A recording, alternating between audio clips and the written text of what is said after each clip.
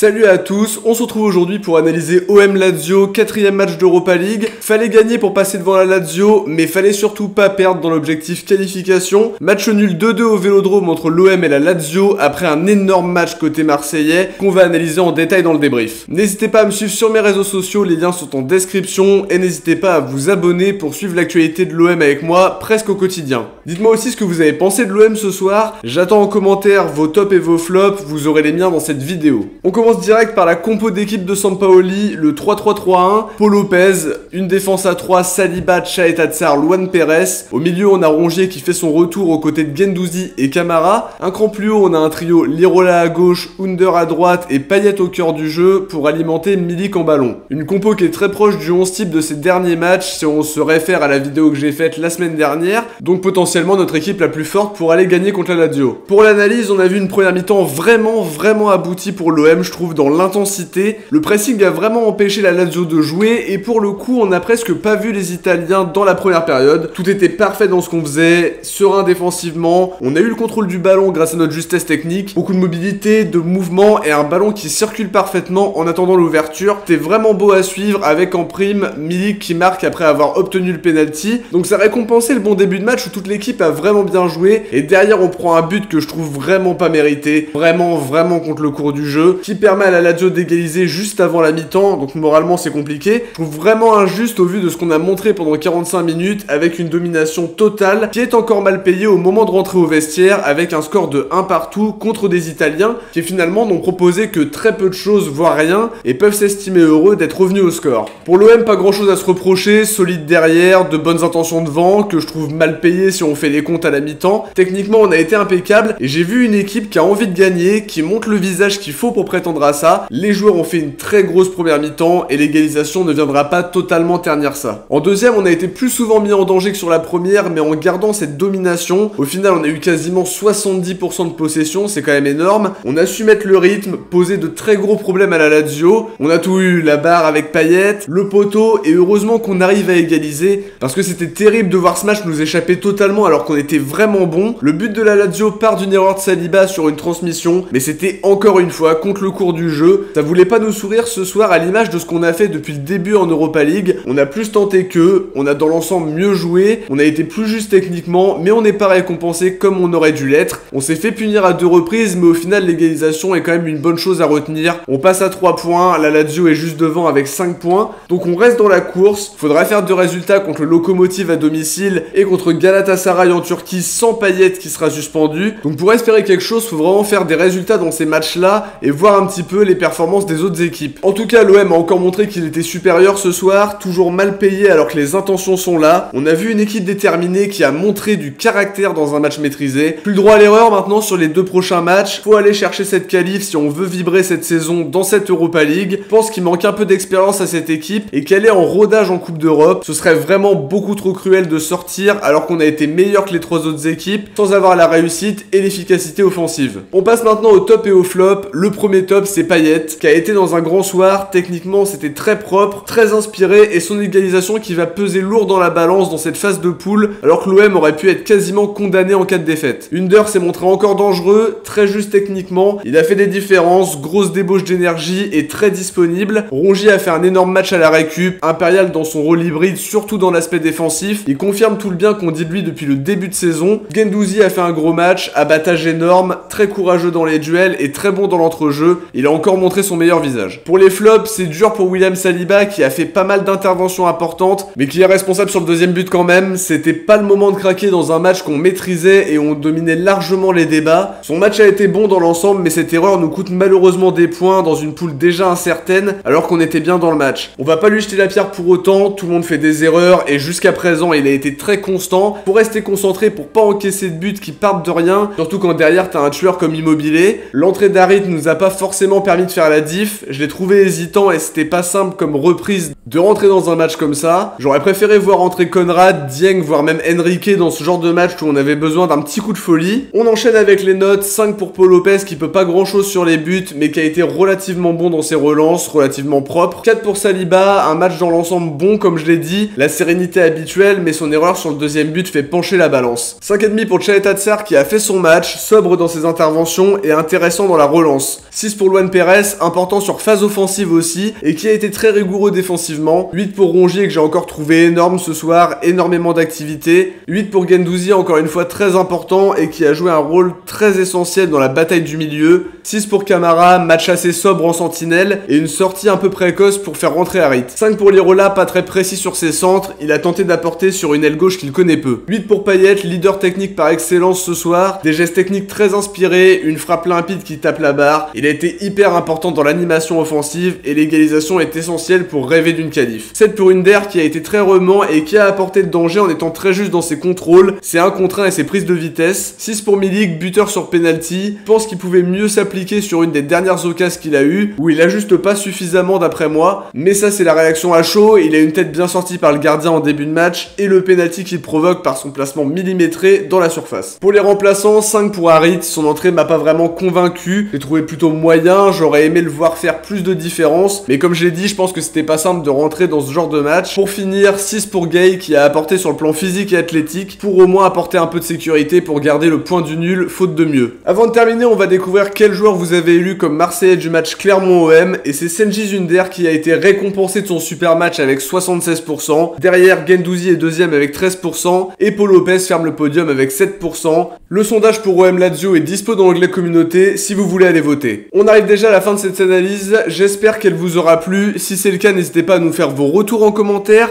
à liker, vous abonner, partager. On se retrouve très vite pour faire le tour de l'actu de l'OM.